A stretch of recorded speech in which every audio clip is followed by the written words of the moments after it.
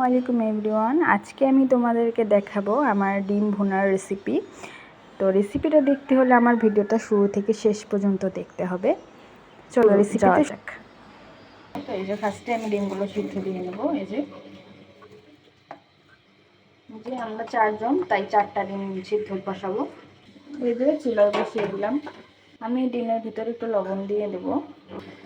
লবণটা দিলে ডিমটা যখন সিদ্ধ হয়ে যাবে তখন ছিলতে অনেক সুবিধা হয়, তাই আমি একটু লবণ দিয়ে দিলাম। একটু ঢাকনা দিয়ে ঢেকে দেবো। সেদ্ধ হয়েছে। একই একটা ডিম ফেটে গেছে। কি অবস্থা বলেন, দেখি মানা যায়? যাক, কিছু করার নাই। এটাই তখন ঠান্ডা পানি দিয়ে আমি ধুয়ে নেব। ঠান্ডা পানি দিচ্ছি। এই যে ডিমগুলো ছিঁড়ে নিয়েছি, দেখুন এই ডিমের অবস্থাটা দেখুন। ডিমের 12টা বেজে গেছে। এটা কথা, আপনারাই বলুন। ডিমটা কোনো প্রকার ফাটাও ছিল না। এই যে এখনই যে ডিমের খোসাটা দেখতে পাচ্ছেন, এটা দিয়ে এখন ডিমগুলো একটু কেটে নেবো এইভাবে। এই যে এইভাবে চারপাশ দিয়ে কেটে নিলে হয় কি, রান্না করার সময় মশলাটা ভালো করে ভিতরে ঢুকে। যে আমি ডিমগুলো একটু ভেজে নেব হালকা। কড়াইয়ে তেল দিয়ে নিয়েছি, একটু লবণ দিয়ে নেব, একটু হলুদের গুঁড়ো দেবো, তারপর ভালো করে নেড়ে নেব। ডিমটা ভাজা শেষ, এবার উঠিয়ে নেব। এই যে উঠিয়ে নিয়েছি। এবার মেইন রান্নাতে যাওয়া যাবে। যে প্রথমে তেল দিয়ে নেব। এই যে এখানে আমি সব কিছু রেডি করে রেখেছি। এখানে পেঁয়াজ কুচি, কাঁচামরিচ আমি রান্নার শেষে দিয়ে দেবো, তাহলে কাঁচামরিচের যে ফ্লেভারটা আছে সেটা পাওয়া যায় আর খেতে অনেক মজা লাগে।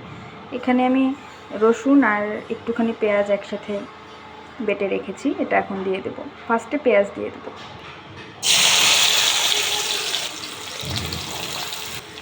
এবার আমি কিছুক্ষণ নেড়ে নেব, যতক্ষণ পর্যন্ত পেঁয়াজটা বাদামি রং হয়ে না আসছে।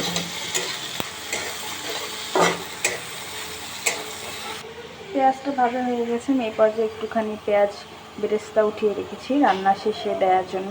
তারপর এখানে একটু আমি আগে হলুদের গুঁড়ো দিয়ে নেব, তাহলে যখন আদা রসুন বাটাটা দেবো তখন যেন তেল ছিটকে না যায়, এজন্য আগে একটু হলুদের গুঁড়োটা দেওয়া। এই যে আমি এখন বাটা মশলাটা দিয়ে দিচ্ছি। এখন ভালো করে নেড়ে নেবো। এখানে একটু পানি অ্যাড করে নেব। তারপর পরিমাণ মতো হলুদের গুঁড়া দিয়ে নেব, লবণ দিয়ে নেব পরিমাণ মতো, তারপর মরিচের গুঁড়া দিয়ে নেব। আপনারা যেরকম ঝাল ওরকম দিবেন। আমার সব উপকরণ দেওয়া শেষ, এবার নেড়ে নেব ভালো করে। মশলাটা ভালো করে কষিয়ে নেব। এই যে আমার মশলাটা কষিয়ে নেওয়া শেষ। আপনারা দেখবেন মশলাটা কষানোর পর উপর দিয়ে এভাবে তেলটা যদি ভেসে ওঠে, তাহলে ভাববেন যে মশলাটা পুরোপুরিভাবে কষানো শেষ। এবার আমি যে ভেজে রাখা সেদ্ধ ডিমগুলো দিয়ে দেব। এবার একটু নেড়ে নেব। ডিমটাও একটু কষিয়ে নেব মশলাটার সাথে। একটু কষিয়ে নেওয়া শেষ। এবার হালকা একটু ঝোল দিয়ে নেব। এই যে এতটুকু পরিমাণ ঝোল দিয়েছি। এবার ঝোলটা একটু জাল হয়ে গেলে তারপর নামিয়ে নেব। এখন আমি উপর দিয়ে কাঁচামরিচটা একটু দিয়ে নেব।